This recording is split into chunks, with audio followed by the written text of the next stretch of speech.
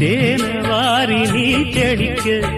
அதில் தாகம் தீர நாம் குளிக்க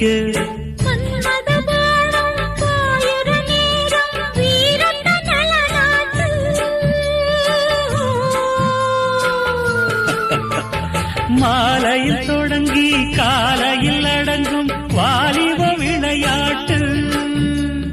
பூடல் புரண்டு வரும் பார்க்கடல் தீண்டினாள் என்னை தூண்டினாள் அவள் வலைகளை விரித்ததும் நானும் விழுந்தேன்